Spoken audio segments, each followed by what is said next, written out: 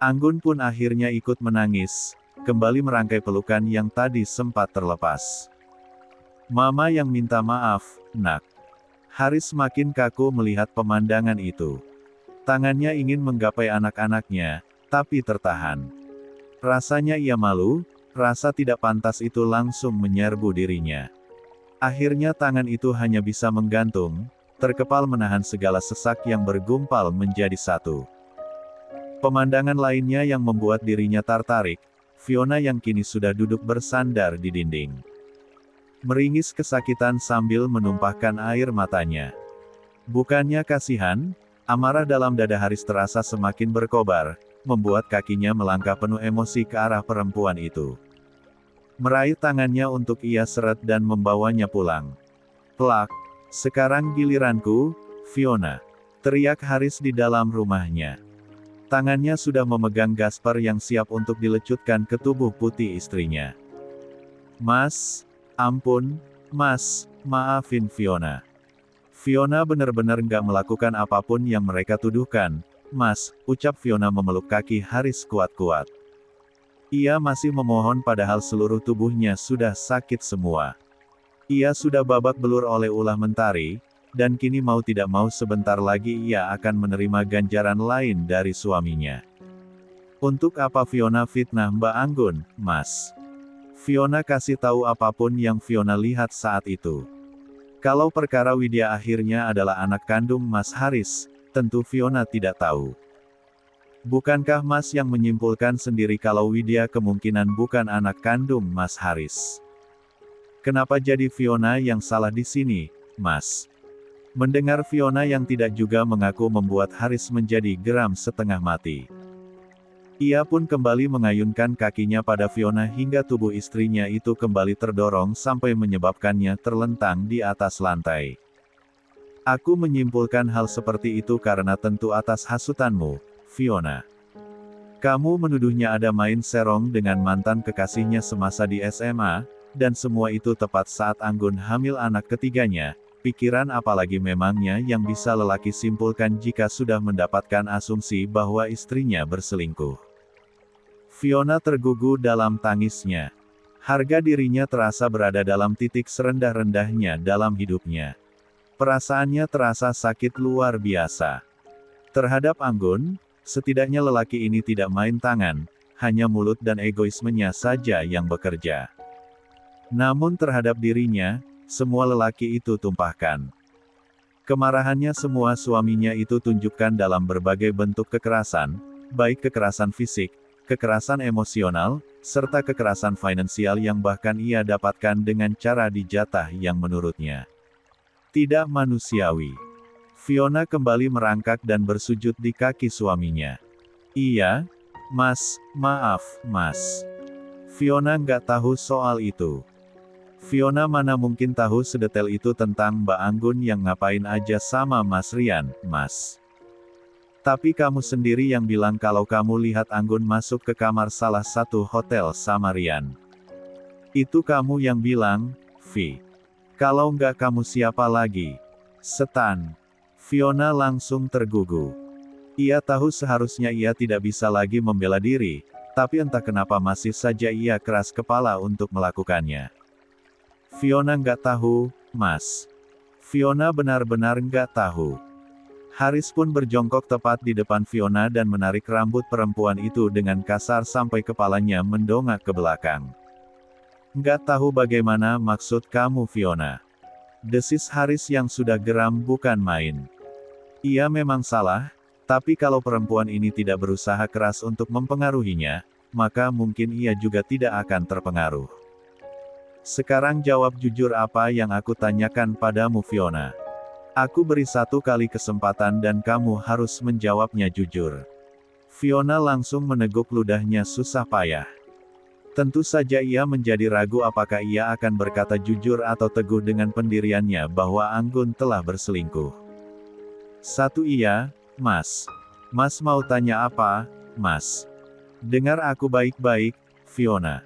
Dengar aku baik-baik. Desis Haris tepat di depan Fiona. Kalau kamu berbohong dengan jawabanmu kali ini, aku tidak akan sungkan akan mentalak kamu Fiona. Dek. Kepala Fiona yang sedang cicengkeram kuat berusaha menggeleng. Jangan, Mas. Jangan pernah lakukan itu. Jangan pernah berpikir untuk tinggalin Fiona. Kasihan anak-anak, Mas. Gimanapun mereka butuh kita berdua, tolong, Mas. Untuk itu kamu harus jawab jujur pertanyaanku, Fiona. Ceritakan yang sejujur-jujurnya tentang tuduhan kamu.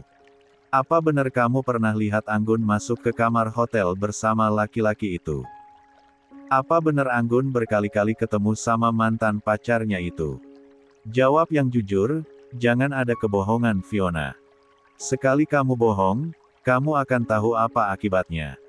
Air mata itu kembali meluncur bebas. Lidahnya terasa keluh bukan main. Tentu saja ia bingung dengan apa yang akan ia jawab ini. Untuk beberapa saat Fiona hanya diam 1000 bahasa. Tidak ada yang mampu keluar dari mulutnya, sebelum akhirnya sentakan dan hardikan Haris kembali menyadarkannya. Cepat jawab, Fiona. Teriak Haris yang sudah tidak sabar. Ia geram bukan main. Air mata itu makin meluncur bebas. Bibirnya pun hanya bisa ia gigit kuat-kuat. Sebelum akhirnya terbuka. Dengan perasaan yang gemetar. Maafkan Fiona, Mas. Maaf untuk apa? Saya pengen dengar jawaban kamu, Vi. Seru Haris. Bukan kata maaf kamu. Fiona bahkan sampai sesenggukan. Ia sampai bingung harus bagaimana. Maaf, Mas. Maaf lagi. Teriak Haris. Akhirnya ia berdiri dan melecutkan ikan pinggangnya ke tubuh istrinya itu. Bukan kata maaf yang ingin aku dengar, Vi. Tapi jawaban kamu. Jawab semuanya tanpa terkecuali. Jawab. Ampun, Mas.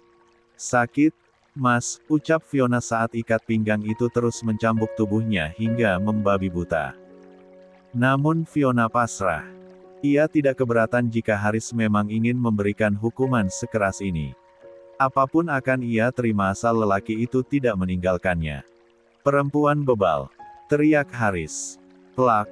Kalau kamu masih mengunci rapat mulutmu dan tidak mau menjawabku, jangan salahkan aku kalau aku akan menjatuhkan. Enggak, Mas. Iya. Fiona akan jawab. Fiona akan jawab, Mas. Iya, Mas. Fiona memang bohong, Mas. Fiona. Sama sekali nggak pernah lihat Mbak Anggun masuk hotel sama laki-laki lain. Dan, Mas, Fiona memang cuma lihat Mbak Fiona diantar sama Mas Rian dan itu cuma sekali. Ucapan Fiona yang mengatakan Mbak Anggun sering ketemu Rian cuma bohong belaka. Wajah Haris langsung mengeras begitu mendengarkan kejujuran Fiona. Sungguh, ia tidak menyangka sama sekali. Itu artinya Anggun gak pernah selingkuh dariku. Tanya Haris makin geram pada Fiona. Fiona meneguk ludahnya. Pertanyaan suaminya itu lebih seperti jebakan. Tapi mau tidak mau dia akan tetap menjawabnya. Mana sempat Mbak Anggun selingkuh, Mas? Hidupnya hanya habis untuk mengurusi Mas dan anak-anak, Mas. Begitu saja Haris langsung mencekik leher Fiona negan keras. Tega sekali kamu, Vi. Seru Haris geram bukan main. Aku memang bodoh karena sudah mempercayai perempuan pembohong seperti kamu. Kamu itu benar-benar perempuan tidak tahu diuntung. Anggun bahkan sangat-sangat menyayangi kamu lebih dari siapapun kala ia. Kamulah satu-satunya orang tempatnya berbagi. Kamu yang selalu dia utamakan, Vi. Kami memang sering cekcok dan adu mulut, tapi tidak pernah di otakku berpikir yang tidak-tidak tentang Anggun sebelum kamu memanfaatkan situasi. Cekikan itu semakin mengeras. Wajah Fiona memerah bukan main. Ia bahkan sudah sangat sulit untuk sekedar bernapas. Mas. Diam. Memang perusak. Perempuan pembohong. Tekan Haris.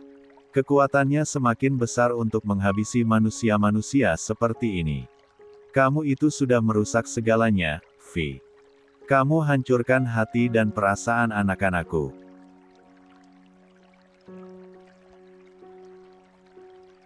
Tekan Haris tidak terima.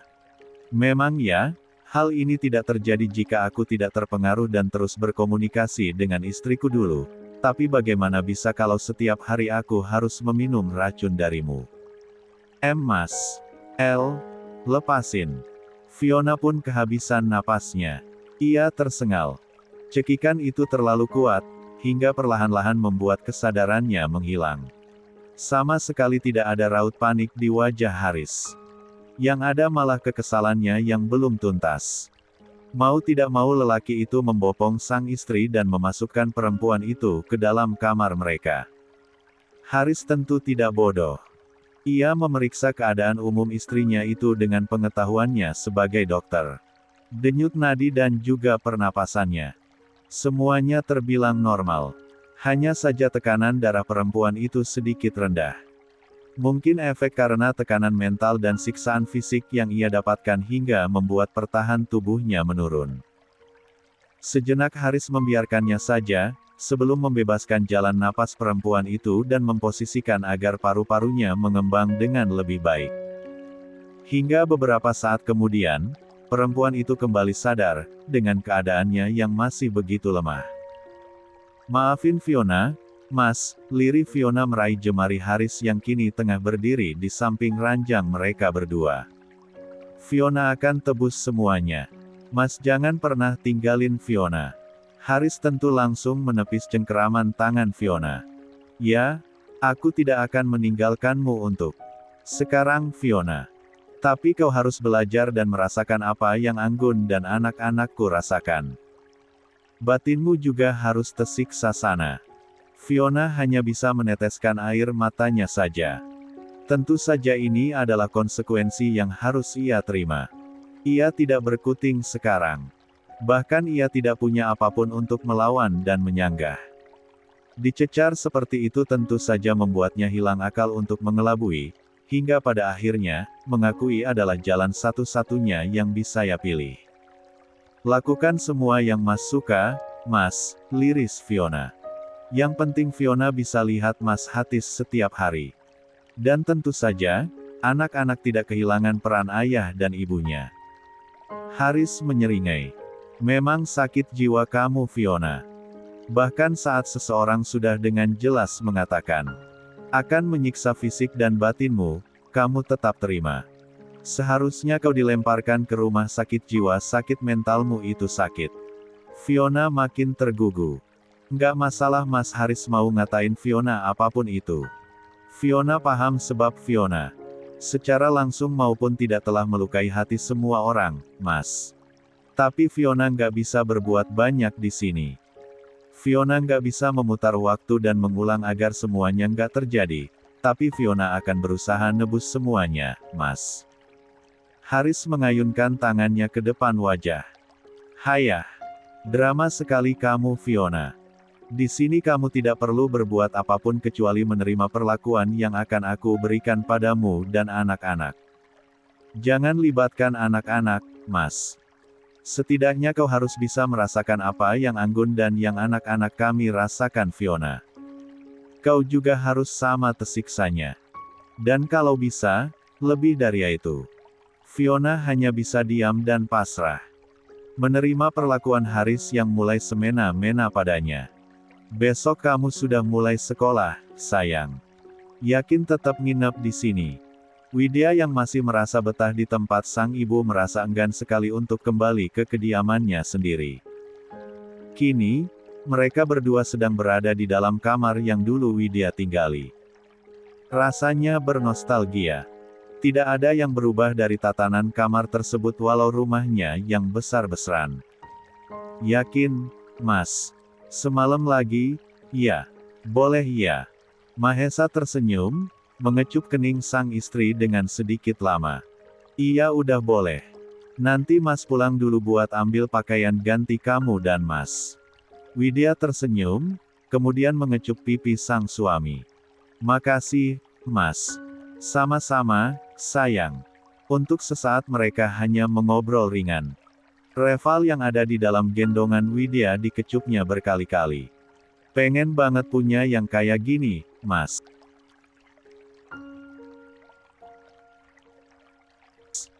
Satu aja dulu. Mahesa mengusap lembut kepala sang istri. Sabar. Sebentar lagi Mas yakin kamu juga akan punya sendiri. Yok. Widya menarik napasnya dalam-dalam lalu mengembuskannya perlahan. Iya, Mas, tapi kapan? Widya makin kepikiran tentang kata-kata orang. Jangan-jangan memang Widya ini mandul. Sesyah. Mahesa menutup mulut Widya dengan jemarinya. Nggak boleh ngomong seperti itu, sayang, ucapan itu adalah doa. Khawatir ada malaikat lewat yang mendengar lalu diaminkan, mau. Tentu saja Widya langsung menggeleng. Enggak, Mas, enggak mau. Widya pengen kasih Mas Mahesa banyak anak.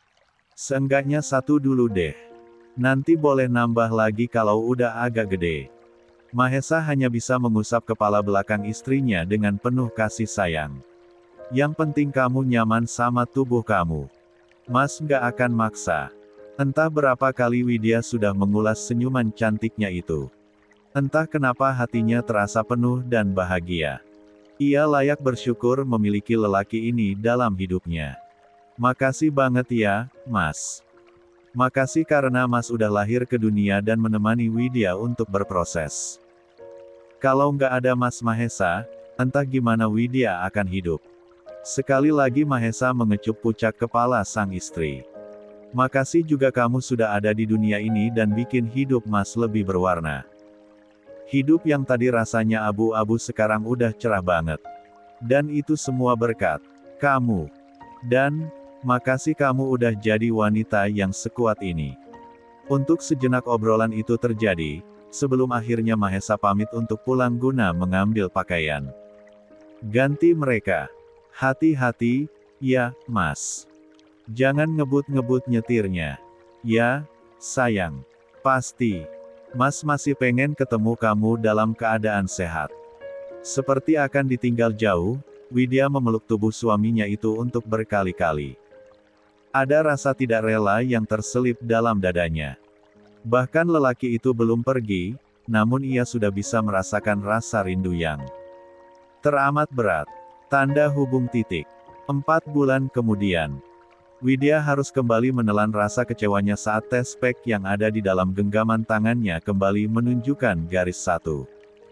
Rasanya ia sangat frustasi sekali. Padahal ia sudah menahan diri untuk tidak melakukan hal itu selama 3 bulan lamanya.